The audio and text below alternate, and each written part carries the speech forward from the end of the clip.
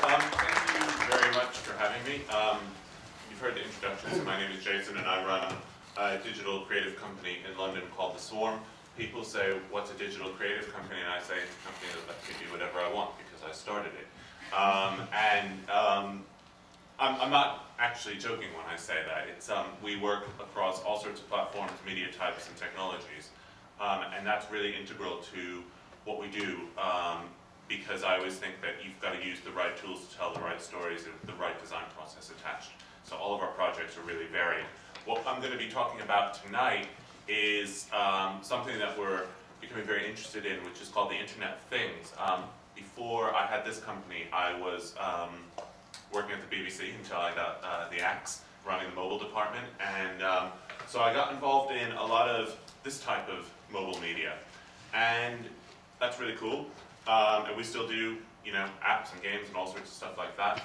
But I've started thinking about, and there's a lot of work kind of going on behind the scenes that I think a lot of us aren't all that aware of, about other types of mobile media and other types of mobile devices that are starting to kind of crop up around us, a bit like the tribbles in Star Wars, in Star Trek, if you remember that. And I think we're about to see a real change in the way that media works, and I'm going to talk to you about that a little bit tonight and make some forecasts about how that might make changes to some of the everyday types of media experiences that we have, like, you know, how it's going to change a weather report, how it's going to change a cooking show, and some of that type of stuff. So as I take you through this, I'm not saying it's all happening right this minute, but I do think it will come down the road. It may seem futuristic, but bear with me, because at the end we'll kind of come back to what some of the practical applications of this stuff might start to look like.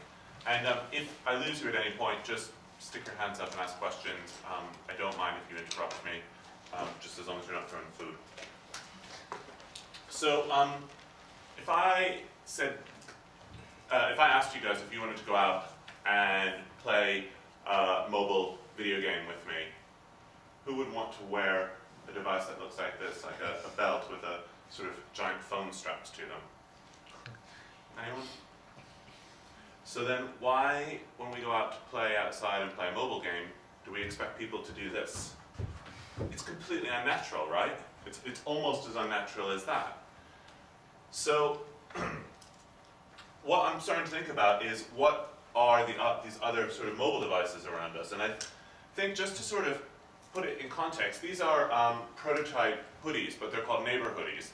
And what they've done, the people who invented these, this isn't something that we've done, but I think it's brilliant, is they've stitched mobile telephony technology into the hoodies, and then put, I don't know if you can see little circles near the ears, they've put speakers inside the hood.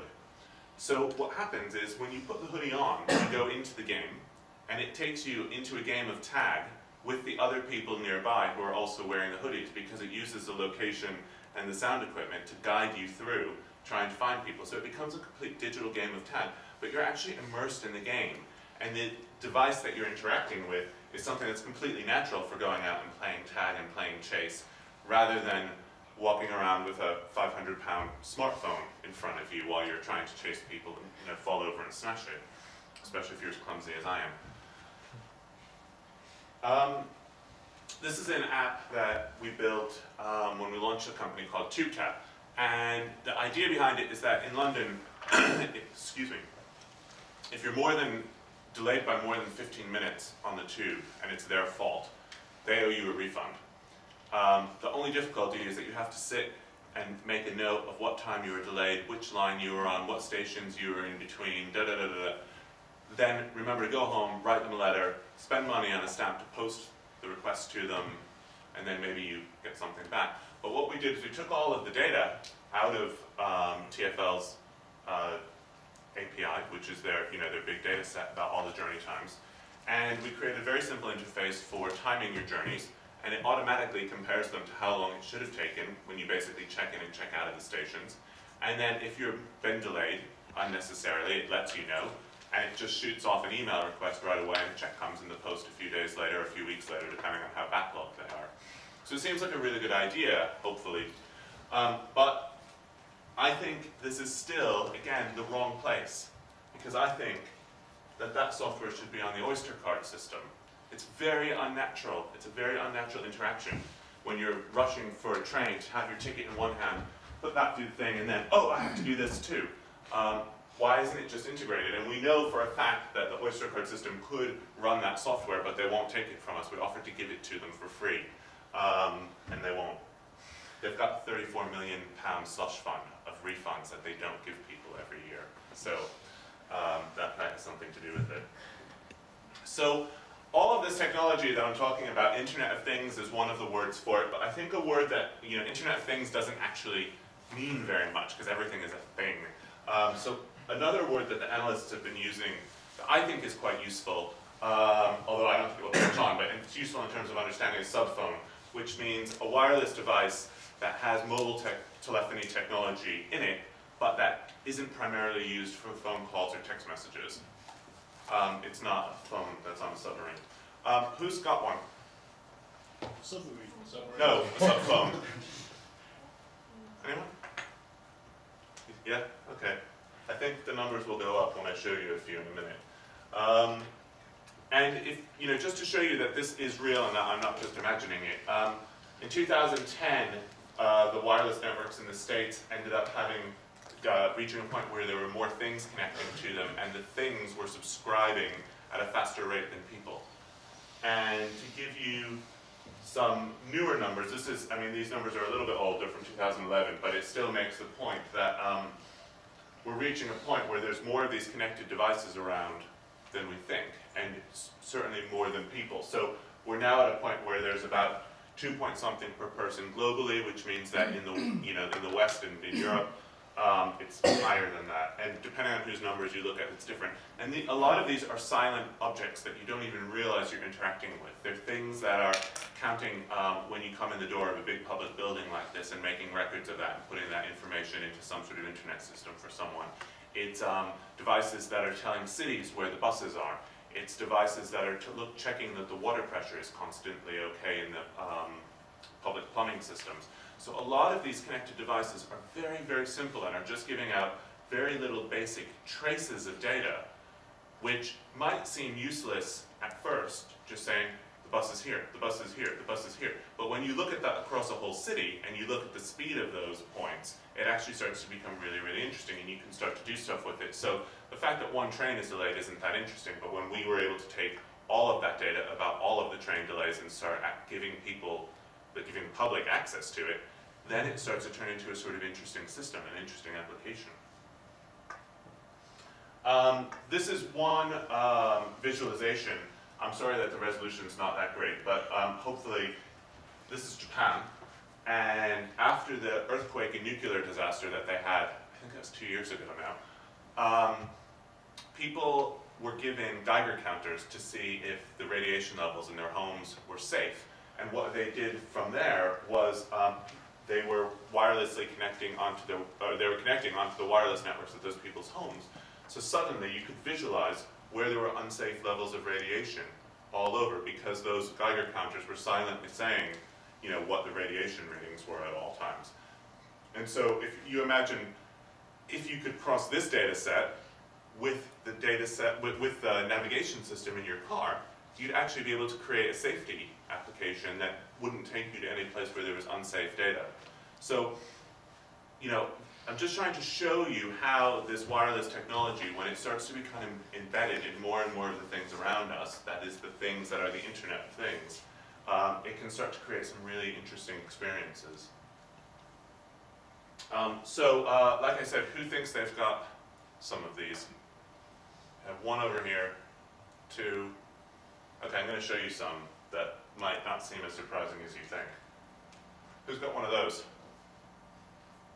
Someone's got to have an iPod Touch and a Kindle in this room, where we have a very unrepresentative room. Other e-readers? Okay. What about, anyone have these? Nike Plus or Adidas Me? These are hardware that you integrate with your exercise wear, and it collects data from your body, and it can adjust the entertainment experience that you're having and put data into your computer, which it then publishes to a website. Maybe not completely connected in real time, but it's still connecting, taking feedback from your body and feeding that into an entertainment experience, feeding that into an information experience online. And connected cars are something that's coming up. This is a ridiculous illustration, but it's just to make the point that these are futuristic cars. I actually saw a video which I tried to incorporate, but I couldn't. BMW is doing a lot around what they call the connected drive.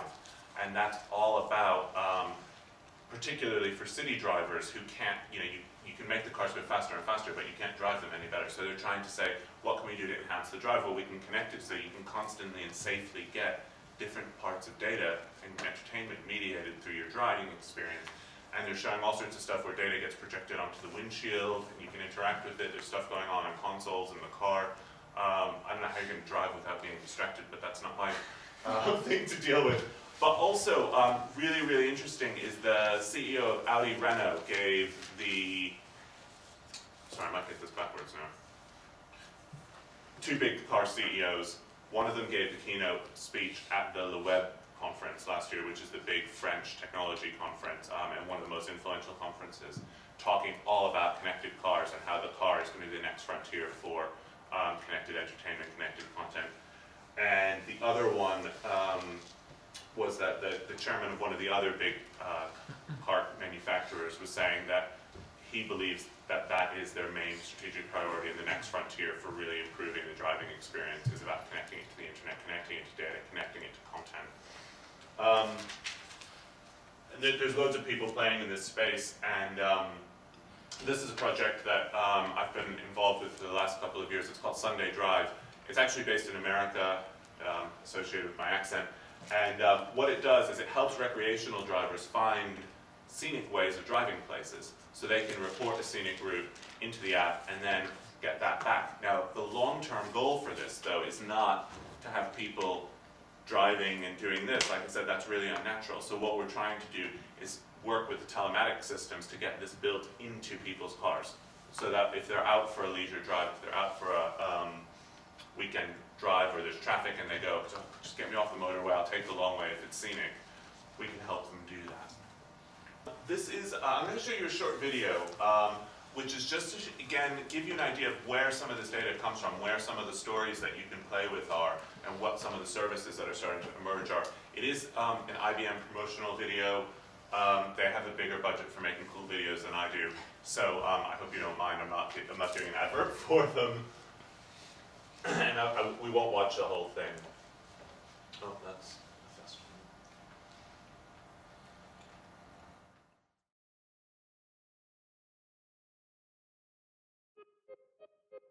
The first duty of a government is to protect its citizens. The smarter city is like every city on the planet. It has crime, fires break out, natural disasters occur. It even has the occasional fender bender.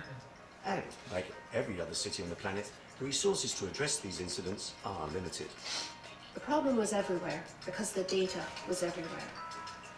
This is part of the image I really wanted you to see, is that a lot of the stories that are out there, a lot of the content's out there is in silos of technology, and we need to start thinking about how to make connections between them.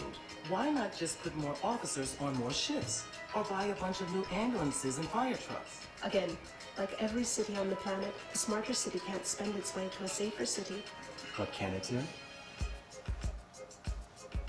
Welcome to the Smarter City Integrated Incident Response Center.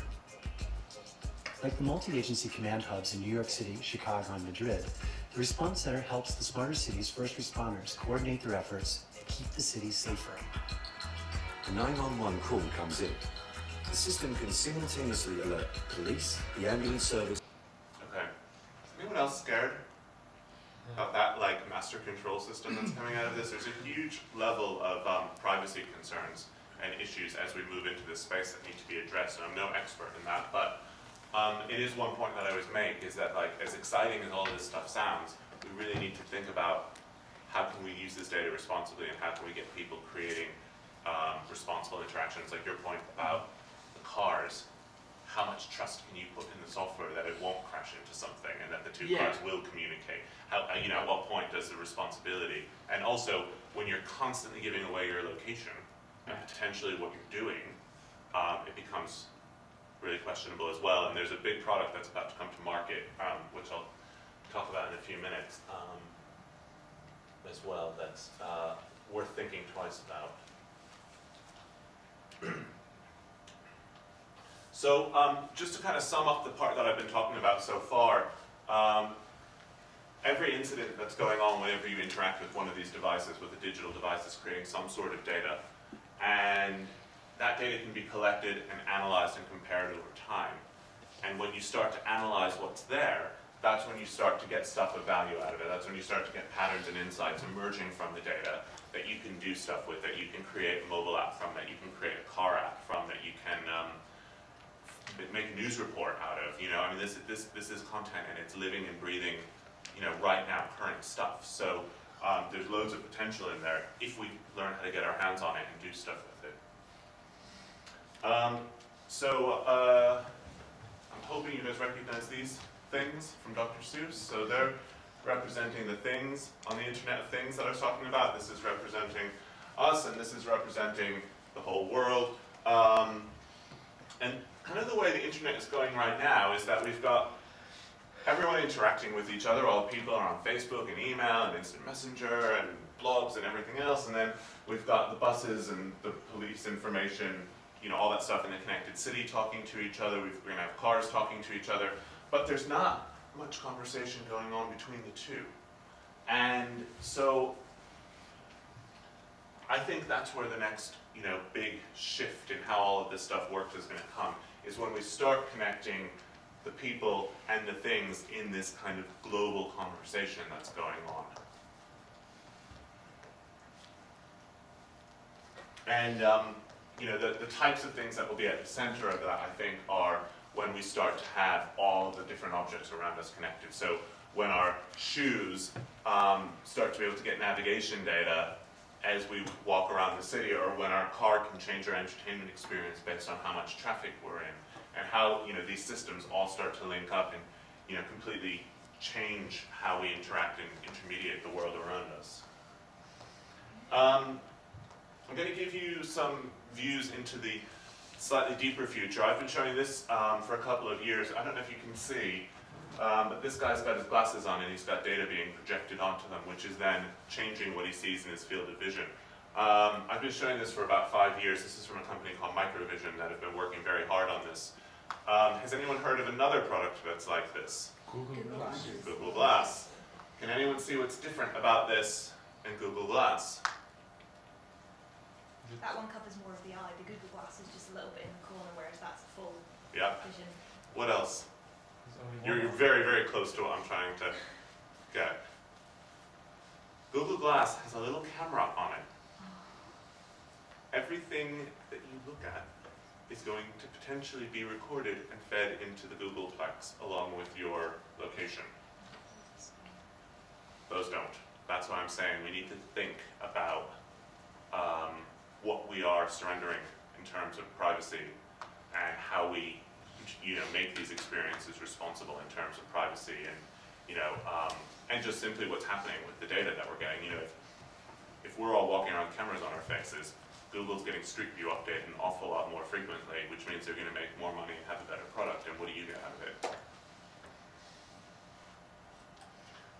But to, you know, show you how these types of things can work, this is another slide from Microvision, or an image from Microvision, where they created a military application that the guys would wear goggles when they were trying to fix an engine, and the instructions would be put into their field of vision, superimposed right onto the engine that they were working on. So it's using augmented reality in a really advanced sort of way. So do people know what augmented reality is? I usually put a slide in that explains it first. If you know what it is, who doesn't? It's okay if you don't. Okay, so what augmented reality is a technology that has started on phone handsets, and it allows you to look through the camera at something. So like I might be able to look at that, and it would tell me that that's a speaker or a table or whatever. And you can then use that navigationally to find out where cache points are or directions to get someplace. It can also put fake things into your field of vision. So I could create an application that when I look at you guys, I see a dragon flying over or something like that. But this is a much more practical use. But again, if you're out in the field and you're in the military and you're trying to fix an engine, your hands are going to be busy. You can't do it with one hand and the other one with a phone in your field of vision. So again, it's looking for these natural interactions. It's looking for how can we make the data experience, the experience of this content as natural as possible by having the embedded technology in all the stuff around us. Now, I don't want to scare people too much when I talk about the privacy stuff, because there is great stuff that can happen, but we just have to really think it through and be very careful. And yes, this is real. University of Washington in the States is making contact lenses that will do this. So potentially, we could all wake up and put contact lenses in and have data in our field of vision all the time. So I could look at you and see your Facebook profile, find out everything that you've ever put on there, and as I'm having that conversation, know all about you. There's a great video that you may have seen on YouTube called How Guys Will Use Google Glass. And the guy's out on a date with the girl, and he's like looking at her Facebook pictures and looking at her girlfriends and pretending that he's interested. And whenever she mentions something really classy that he doesn't know about, he like Googles it really quickly and then gives her some interesting snippet. And he's, you know, then she like bends over to get something on, and he takes a picture down her shirt. And then at the end, she gets up and she says, you know, sorry, I don't think this is going to work. I don't like guys that wear Google Glass. And he said, how do you know I'm wearing Google Glass? And she turns around and she goes, Siri told me, and she's got her iPhone on the back of her head listening to everything that Siri's telling her about this guy. So it's kind of ridiculous, but it makes the point that, you know, we are coming to a point where we can potentially just have this overwhelming amount of data that we're going to have to kind of sift through and mediate through, and that makes for really interesting questions about interface when we start to get designs like this where the content and the data becomes pervasive. We're not going to be in a place, I mean, I used to, when I would talk about mobile, I would say, look, we're moving into this world of casual computing. We're not going to go off to the study anymore at the end of the evening to check our email. We're going to just reach in our pockets and check our email all the time. And that's what I thought casual computing was going to be, was when you could just, you know, have your email with you all the time. But it's not going to be that long, I don't think, before you might get a little blinking red light up in your field of vision that lets you know that you've got mail. So, yeah. And just to really push it home, this is a home robot which is available now. It will play games with you and stuff if you have £15,000 to spare. I've been trying to get them to send me one to try out since I've been talking about it so much they keep saying no. But again, this is a thing that is going to be connected to data and interacting with you all the time if you go for a home robot at some point. Further down the road, obviously. So, thinking about, you know, what happens when we create content, because that's what my company does. We work with technology, we work with design, but ultimately we create content experiences, and that's where my background is. And people were talking about cross-platform content for a long time, and that meant how do you reversion stuff across TV, web, mobile, and it was kind of just like make it smaller, so that wasn't quite as exciting. But I think the place where the competition is going to start to come is in this sort of ambient media, and it might not necessarily be data in your field of vision, but can you get part of someone's attention while they're in the car, because that's the most valuable time to be providing them with the content that you're looking for. Can you be providing them with content when they're in the gym, because you create fitness information and that's the best time to do it, and because you can then personalize the content to the feedback that they're getting from the sensor in their shoes. And this is a diagram that lots of people use to talk about how people deal with information and content. And you've got data down here, which is all the information that's out there. And then we used to rely on the media, content makers, designers, to sift through that to find the important information and turn that into some form of knowledge for us to consume, which then we would internalize, hopefully, and whatever we internalized would go away as wisdom. And I think the role of the creator is now shifting down here, and I don't think that's a bad thing necessarily. It's just a change in the way that people like myself have to work. We have to think a lot more about data. We have to be looking for data a lot more, looking for those patterns and insights that I was talking about. Because the way things are going is that audiences and technology are interacting with that data to create their own wisdom now. So, you know, through social media, through all of these connected devices, through this silent conversation I've been talking about, that's how we absorb stuff now. We don't sit and wait for the 10 o'clock news to come on. and go, very interesting, thank you. We go out, we search, we sift, we look at what our friends are looking at, we see what people are sharing across their devices, and that's how we get this type of experience.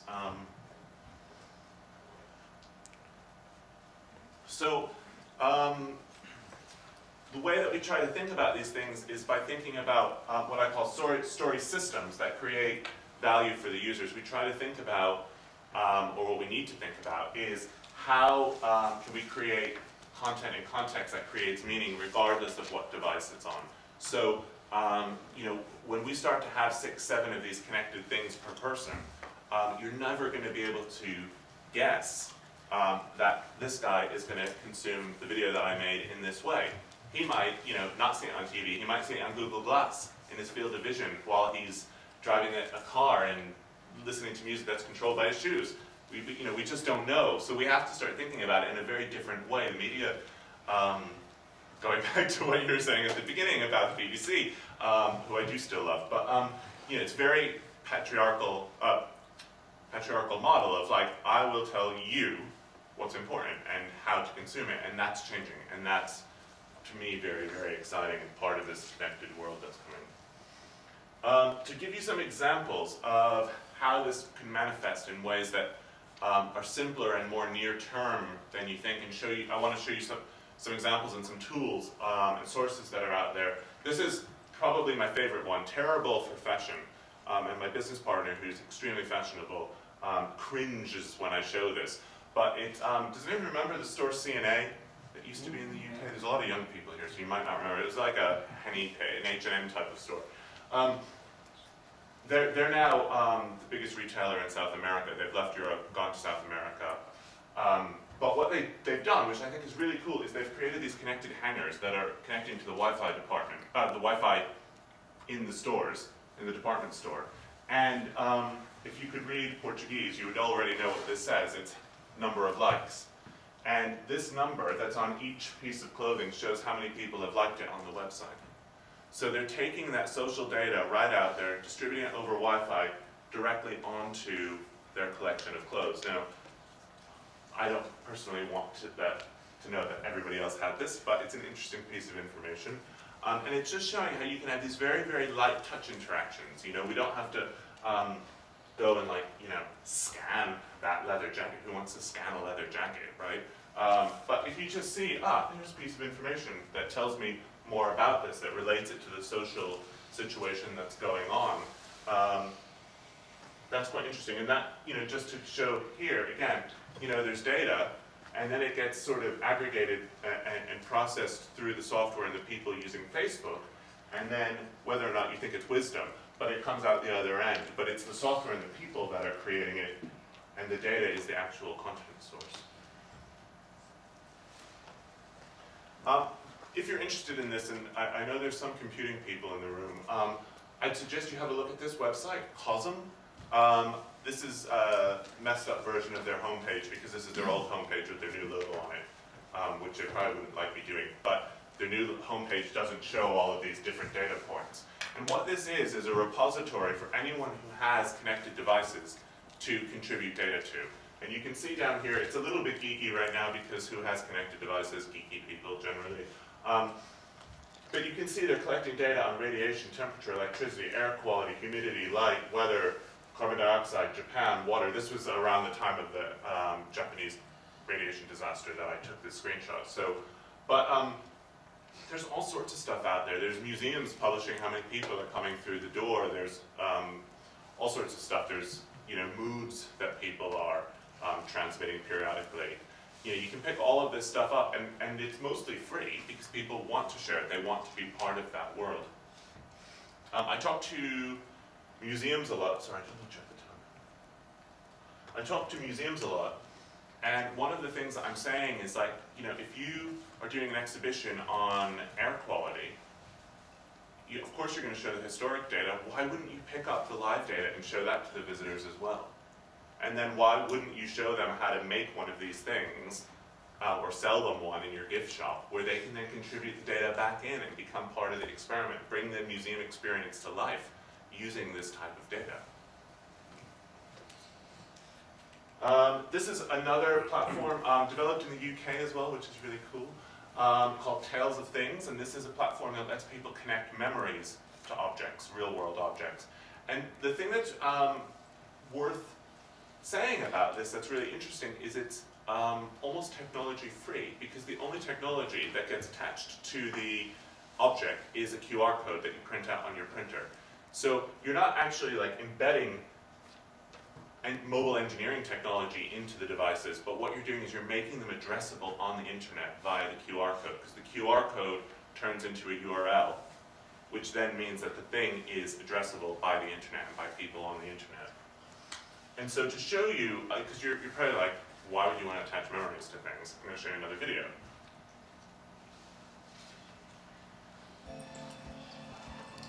I think this is a really, really cool application of this. It takes a minute to get going, but anyway, what they did was Oxfam had this big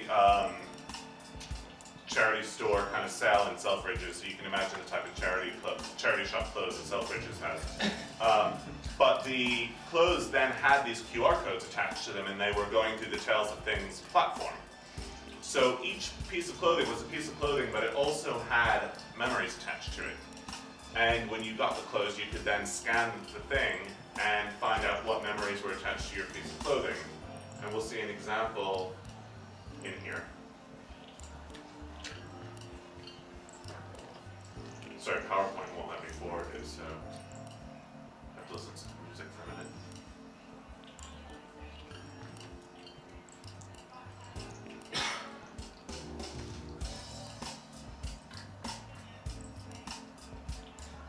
So this lady's got this nice yellow dress, and lo and behold, it used to be Annie Lennox's, and she wore it to Nelson Mandela's birthday party.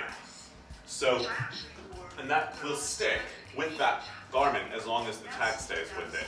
And now she might be able to attach a memory and say, ah, here's the video of me wearing it at my daughter's wedding, or whatever it is. And so not every single piece of information is going to be hugely meaningful, but things can start to collect these sort of tails of data and tails of content alongside them, which then can be analyzed and processed. Like I was saying, all of this data creates some sort, every interaction creates more data, and you can do stuff with that data over periods of time.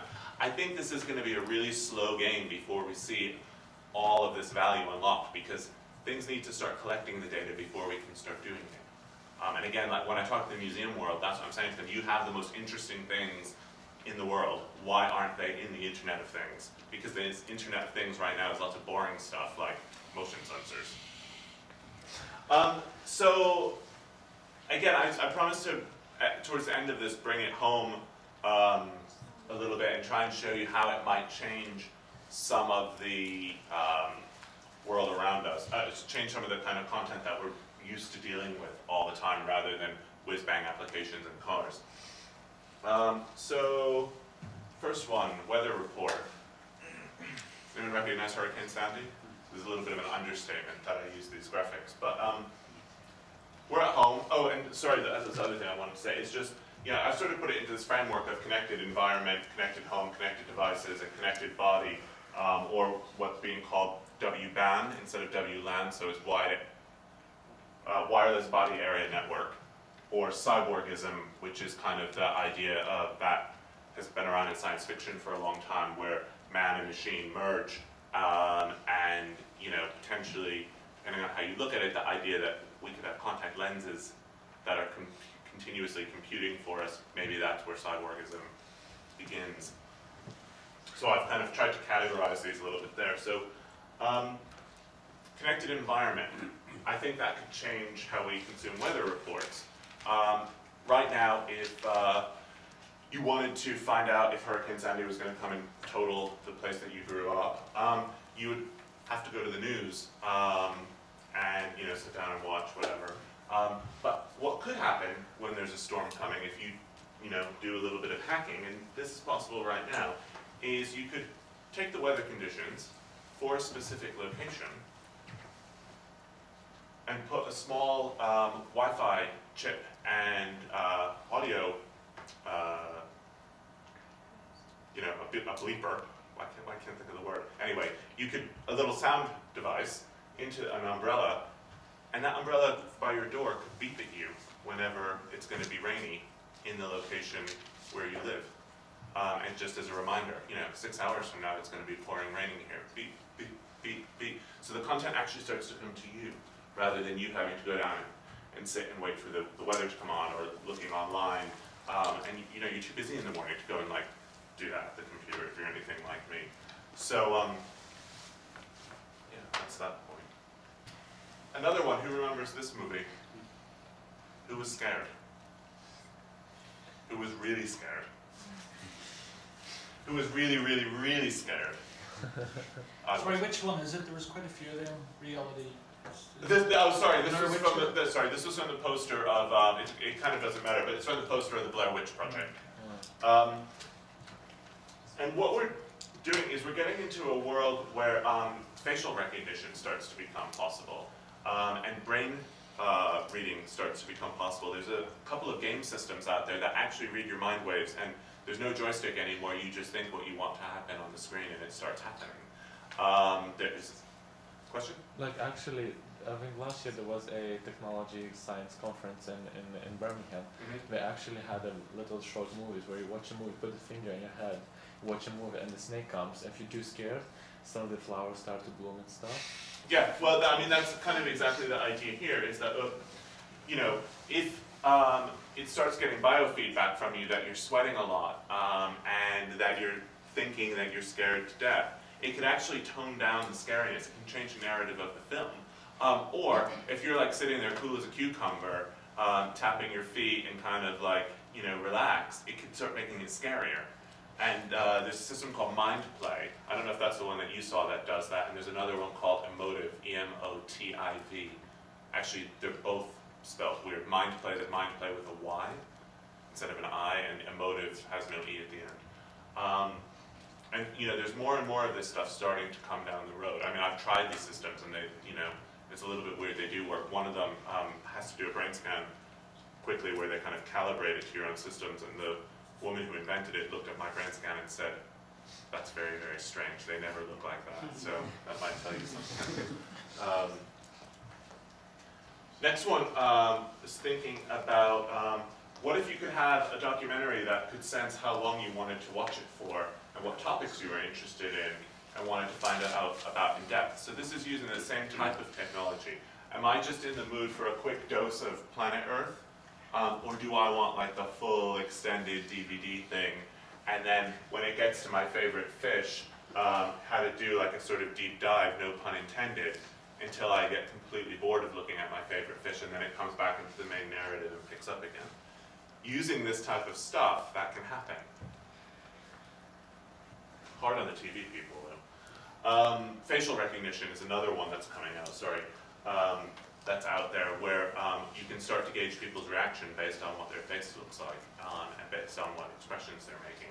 I think that's going to be particularly interesting in the art world, looking at whether or not you can capture people's reactions to different artworks, and what that might mean, and what you might be able to gather about them. Good old Nigella, she's always cooking up something delicious. But what if we had little tiny sensors that were around our body that were saying, actually, you've been on the salt too much today, or you said you're supposed to be cutting back on sugar, and we know. And that type of thing, they're starting to be able to detect that. They're even starting to look at little robots that you could potentially put into you. That's not going to happen anytime too soon. But that, all of that data is going to be translating. So when you get the recipes from Nigella, perhaps they could be adjusted for you to be nutritionally right for you. So this isn't just personalizing it, going, oh, well, I put strawberries instead of bananas on it. This is actually being able to integrate right with data that's being drawn out of you. And then another one, if you have the glasses or Google Glass or whatever, perhaps you're having that lovely, sit down and watch some TV, watch your favorite show with your other half, cozy on the couch. But then you have an opportunity to pause the main story and go off and see your own side stories, subplots, based on your favorite characters. Get a branched narrative of the experience, and then come back to watching the main show you were watching. Both having watched the same show, but having had slightly different experiences, because you have this ability to have a personal, private display while you're watching. I'd say that we're in research. We've got a bid in at the moment for our Electric 7 project, working with quite a few people throughout Europe, and we're looking for something. This Okay. looking for personalised TV Yeah. and interaction with groups where the TV program is personalised to the end user, so objects. Oh, cool. Well, we should talk afterwards because we just built something that sort of does that. It provides the branching video. Yeah, yeah. I was going to say the other thing is that before we start giving you fancy recipes from Nigeria and everything, the first thing we're going to use it for is personalised product placement. So it's selling you things. Gotta have a commercial. And I think that's about it.